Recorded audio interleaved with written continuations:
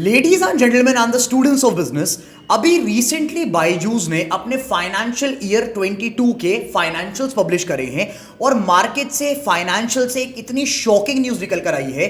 सीधा सीधा क्लियर है यहां पर कि Byju's is crashing badly. Byju's ने यह प्रिडिक्ट किया था कि as per its growth financials for the year 2022 में रेवेन्यू रन रेट रहने वाला है अबव 10,000 करोड़। लेकिन बड़ी ही शॉकिंग बात यहां पर यह निकल कर आती है कि as per the financials published for the year 2022 Byju's ने रेवेन्यू करा है 10,000 करोड़ के टारगेट का आधा, का मतलब करीब करीब 5,000 करोड़ का रेवेन्यू निकल कर आया है बायजूस का। और उससे ज्यादा शॉकिंग बात यह है कि बायजूस के लॉसेस एक्चुअली में डबल हो गए हैं, जो कि पहले 4,000 साढ़े 4,000 करोड़ के आसपास के थे in the last financial year, वो अब राइज अप होके हो गए हैं 8,000 करोड़ के। का मतलब यह है कि 10,000 करोड़ का टारगेट था रेवेन्यू का, वो टच नहीं हुआ, उसका आधा अचीव हुआ है 5,000 करोड़ का, और लॉसेस डबल डाउन हो चुके हैं 4,000 करोड़ से 8,000 करोड़ के आसपास। और यह सब एक ऐसे टाइम पर हो रहा है जब बाकी सारे एडिटेक प्लेयर्स इंक्लूडिंग फिजिक्स वाला एंड अनअकैडमी, जो कि इस मार्केट के जायंट्स हैं, इस मार्केट को डोमिनेट कर रहे हैं इस टाइम पर, जब वो दोनों प्लेयर्स प्रॉफिटेबिलिटी की तरफ बढ़ रहे हैं, उसमें से फिजिक्स वाला is already profitable as I have mentioned in lot of my videos, and Unacademy profitability achieve करने ही वाला है, अनअकैडमी टच करने वाला है प्रॉफिटेबिलिटी को। अनअकैडमी ने अपना कैश बर्न, मंथली बर्न बहुत ज्यादा कम कर दिया है, प्रॉफिटेबिलिटी की तरफ बढ़ रहा है कंपनीज में, इसलिए काफी सारी फायरिंग्स वगैरह हुई थी, मैंने कवर किया था वीडियोस में। लेकिन यहां पर बायजूस बहुत दूर दूर तक कहीं भी प्रॉफिटेबिलिटी के पास अभी नहीं आ रहा है। हम सबको पता है, मैंने इस चैनल पर, अगर आप मेरे सब्सक्राइबर हैं तो मैंने कितनी सारी केस स्टडीज कवर करी है बायजूस के रिगार्डिंग, और हम सबको पता है कि इस टाइम पर बायजूस के साथ क्या चल रहा है और कितनी सारी मार्केट में कंट्रोवर्सीज और क्या क्या प्रॉब्लम्स चल रही हैं। लेकिन एक पॉइंटर समझो, अल्टीमेटली आप सारी बातें छोड़ दो, अगर आप ये कह रहे हो प्रेस में आकर, अगर आप ये कह रहे हो कि नहीं यार ये सब कुछ शोशाबाजी है, कंपनी इज डूइंग वेल, तो ultimately that should reflect in the companies financials. लेकिन यहां तो जब पब्लिश हुआ तो कुछ और ही निकल कर आया। 2020 से लेकर 21 के बीच में बायजूस ने काफी सारी मेजर एक्विजिशंस करी।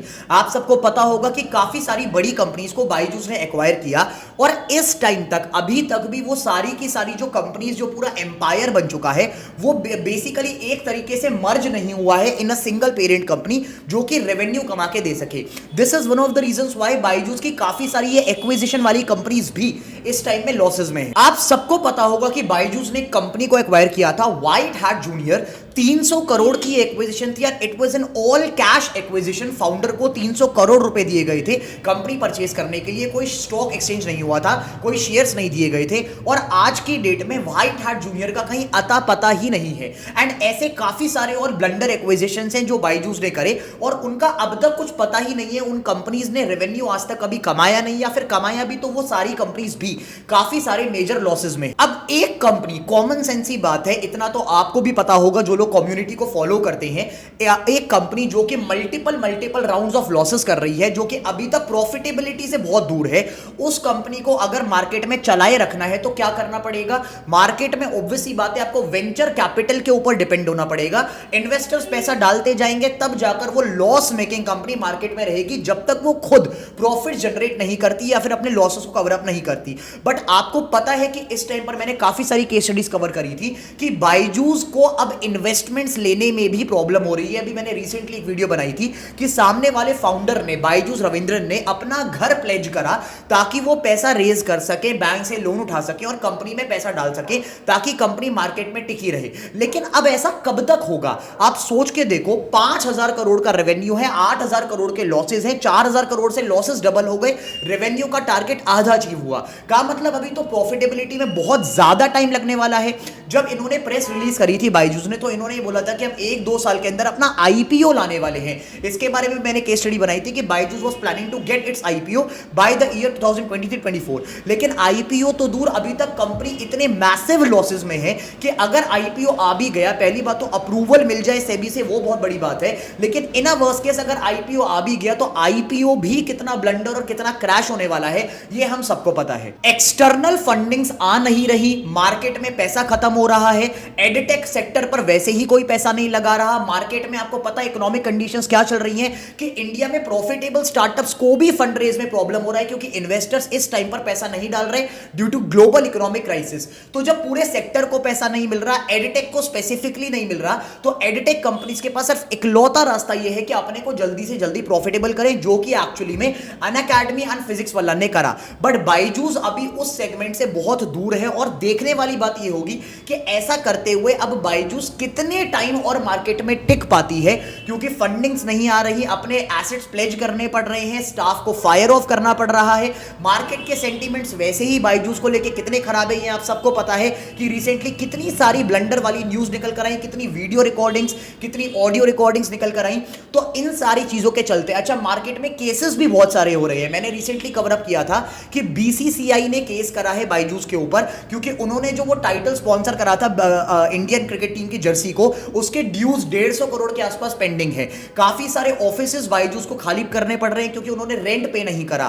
These all blunders are going on with Byju's और इसके बाद फाइनेंशियल्स भी इतने बेकार हैं। तो सीधी सी बात यह है जी, ये देखने वाली बात है कि बायजूस कितना जल्दी अब रैप अप करने वाली है अपनी कंपनी को।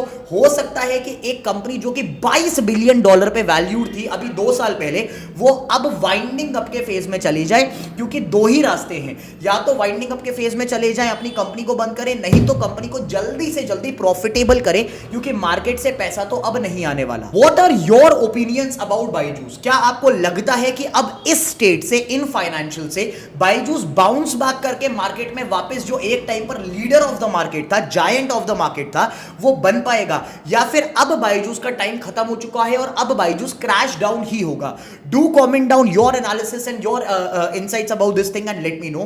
This was Shaurya Kaushik signing off from today's case study. I'll see you guys in another case study very soon. अगर आपको ऐसी ही case studies related to finance, business, startups and geopolitics देखनी है, do subscribe to the channel, hit the bell icon ताकि आपको सारी case studies के notifications आ सकें. This was Shaurya Kaushik signing off. I'll see you guys in another case study very soon. Till then, take care, stay tuned, bye bye.